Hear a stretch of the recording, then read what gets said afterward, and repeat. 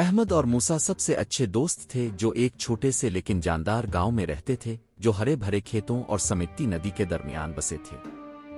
گاؤں محنتی کسانوں، دوستانہ دکانداروں اور چنچل بچوں سے بھرا ہوا تھا۔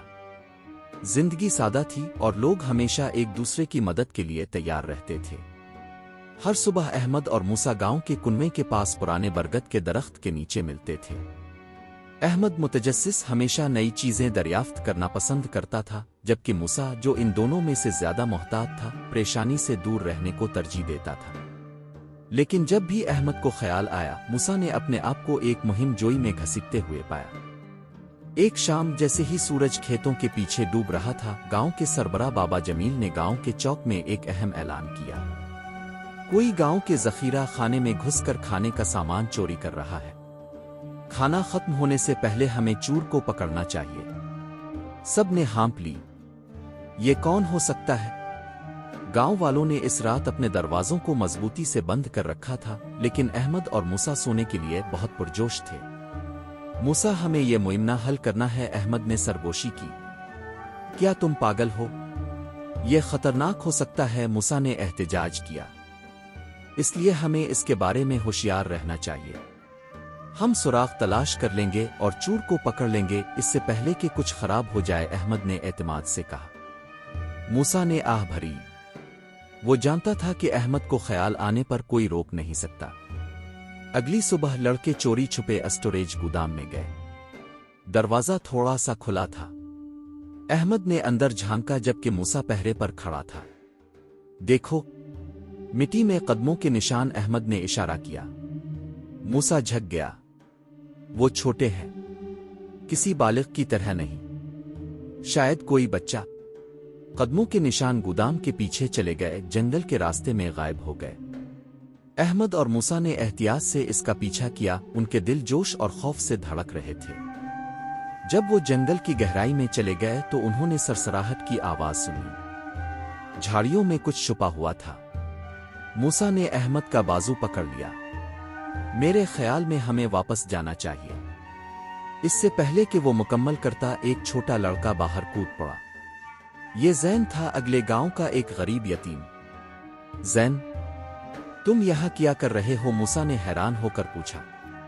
زین نے شرمندہ ہو کر نیچے دیکھا۔ مجھے بھوک لگی تھی۔ میرا گاؤں خشک سالی کا شکار ہے اور ہمارے پاس خوراک نہیں ہے۔ میں نے صرف تھوڑا سا لیا۔ احمد اور موسیٰ نے ایک دوسرے کی طرف دیکھا۔ زین چور نہیں تھا، وہ مایوس تھا۔ زین کو ڈانٹنے کے بجائے احمد اور موسیٰ نے مدد کرنے کا فیصلہ کیا۔ وہ اسے واپس گاؤں لے گئے اور بابا جمیل اور گاؤں والوں کو سب کچھ سمجھایا۔ گاؤں والوں نے غور سے سنا۔ کچھ پہلے تو پریشان ہوئے، لیکن پھر انہیں ایک اہم چیز کا احساس ہوا۔ اگر ان کا گاؤں مشکل میں ہے تو ہمیں زین کو سزا دینے کے بجائے ان کی مدد کرنی چاہیے۔ چنانچہ گاؤں والوں نے اضافی خوراک، پانی اور کپڑے جمع کیے اور احمد اور موسیٰ کو زین کے گاؤں بھیج دیا۔ جب وہ پہنچے تو انہوں نے اپنی آنکھوں سے یہ دکھ دیکھا۔ کھیت خشک تھے اور لوگ بھوک سے کمزور تھے۔ یہ دیکھ کر احمد اور موسیٰ جان گئے کہ انہوں نے صحیح کام کیا ہے۔ انہوں نے مزید مدد کے ساتھ واپس آنے کا وعدہ کیا اور اپنے گاؤں کو قائل کیا کہ وہ خشک سالی کے خاتمے تک اپنے پڑوسیوں کی مدد کریں۔ ہفتوں بعد زین کا گاؤں بحال ہونا شروع ہوا۔ خشک سالی آخرکار ختم ہوئی اور لوگ شکر گزار ہوئے۔ زین جو اب تندرست اور خوش تھا، احمد اور موسیٰ کے گلے لگ گیا۔ تم دونوں سچے دوست ہو۔ اپنے صرف ایک معاملہ حل نہیں کیا، اپنے ایک گاؤں کو بچایا۔ جیسے ہی احمد اور موسیٰ گھر واپس چلے گئے، موسیٰ نے مسکرا کر کہا، اب جانتے ہیں یہ ابھی تک آپ کا بہترین خیال تھا۔ احمد ہنسا۔ آپ کو بتایا کہ مہم جوئی تفریحی ہے۔ گاؤں کا اسرار کسی چور کو پکڑنے کے بارے میں نہیں تھا، بلکہ یہ احسان، دوستی اور مل کر کام کرنے کی طاقت کو دریافت کرنے کے بارے میں تھا۔ اور یہ انہوں نے محسوس کیا سب سے بڑا ایڈونچر تھا۔ جیسے ہی گاؤں اپنے پرامن معمولات میں واپس آ گیا، ایک اور مسئلہ ابھرا۔ ایک صبح گاؤں کا پانی کا کنواں جو نسل در نسل میٹھا پانی فراہم کرتا تھا، اچانک خشک ہو گیا۔ دیہاتی صدمے سے چاروں طرف جمع ہو گئے۔ بابا جمیل نے داڑھی پر ہاتھ مارا۔ ایسا پہلے کبھی نہیں ہوا۔ کچھ گڑبڑ ہے۔ احمد اور موسیٰ جو ابھی تک اپنے آخری معاملہ کو حل کرنے کے لیے جوش و خروش سے بھرے ہوئے تھے نے فوری طور پر چیلنج سنبھال لیا۔ شاید کوئی چیز موسیٰ کے تجویز کردہ پانی کو روک رہی ہے، شاید دریا نے اپنا رخ بدل لیا ہے، احمد نے سوچ سمجھ کر کہا۔ لڑکوں نے تحقیق کرنے کا فیصلہ کیا۔ وہ زیر زمین ندی کے خشک راستے کی پیروی کرتے تھے جس نے کنویں کو کھلایا تھا۔ گھنٹوں پیدل چلنے کے بعد وہ دریا کے قریب ایک پتھریلی علاقے میں پہنچ گئے۔ احمد نے ہانپ کر کہا، دیکھو، گرے ہوئے پتھروں سے دریا بند ہو گیا ہے۔ حالیہ لینڈ سلائیڈنگ نے بڑے بڑے پتھروں کو پانی کے راستے میں منتقل کر دیا تھا، جس سے ان کے گاؤں کے کنویں کو سپلائی منقطع ہو گئی تھی۔ موسیٰ کی آنکھیں پھیل گئیں۔ ہمیں ان کو منتقل کرنا ہوگا ورنہ گاؤں میں پانی نہیں ہوگا۔ احمد اور موسیٰ اپنے نتائج کی اطلاع دینے گاؤں واپس پہنچ گئے۔ پورا گاؤں حرکت میں آ گیا۔ مرد، عورتیں اور یہاں تک کہ بچے بھی بیلچے، رسیوں اور اوزاروں کے ساتھ رکاوٹ کو دور کرنے کے لیے جمع ہوئے۔ یہ مشکل کام تھا۔ سورج کڑک رہا تھا اور چٹانیں بھاری تھیں۔ جیسے ہی موسیٰ حوصلہ شکنی کرنے لگے، بابا جمیل نے ان کے کندھے پر ہاتھ رکھا۔